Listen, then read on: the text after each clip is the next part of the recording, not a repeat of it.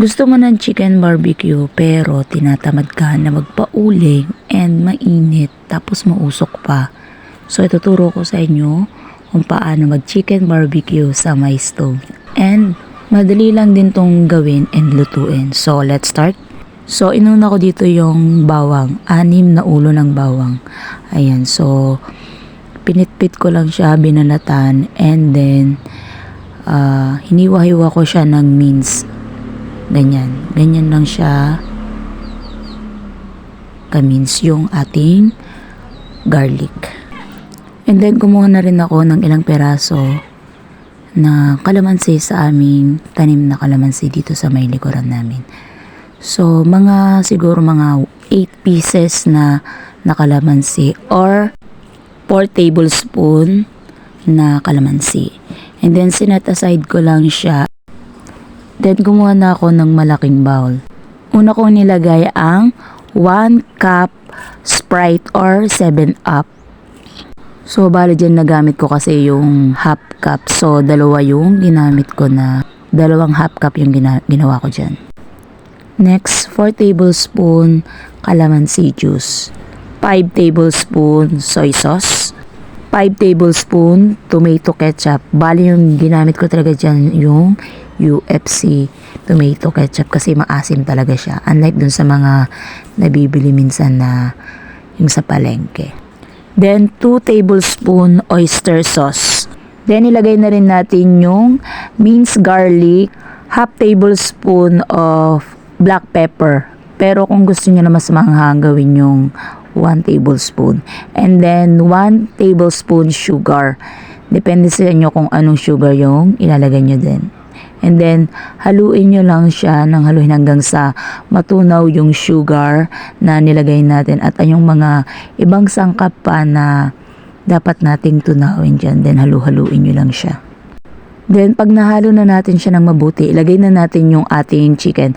Mas maganda dito yung mga chicken thigh ba yun? Basta yung buo. Ito kasi yung sa akin ay parang yung pamprito na kasi yung tatay ko ginayat-git na yung chicken ko. Sabi ko wag gagalawin eh. So ito na lang yung available kong chicken sa rep. Kaya ito na lang yung minarinate ko. So kailangan nating i-marinate siya. Yung chicken kailangan ilublob natin talaga siya sa ating sauce na ginawa para lalong lumasa and lalong sumarap. Then i-marinate lang natin siya ng mga 1 to 2 hours. Mas matagal, mas masarap. Pero ako mga 1 or 2 hours lang. Siyempre, after natin mababad dyan or mamarinate, prepare na natin yung ating kawali. So, non-sticky yung ginamit ko dyan. Mas maganda. Pero depende sa inyo kung wala naman kasi kayong non-sticky.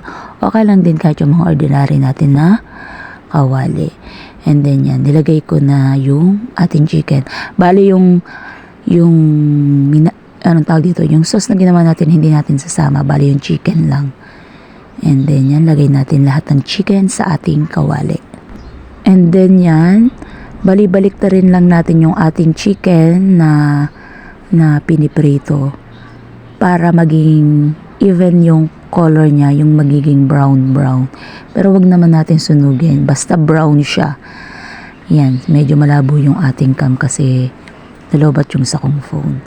So yan, balik rin lang natin yan. And then kapag ganito na yung kulay niya na brown, kapag medyo brown na yung both side ng ating chicken, saka natin ilagay yung lahat ng sauce na ating ginawa, yung pinagbabara natin ng ating chicken. So ilalagay natin lahat yan dyan sa ating chicken. And then, intayin lang natin siya na yung sauce natin ay maiga. Yung ganyan, ganito siya.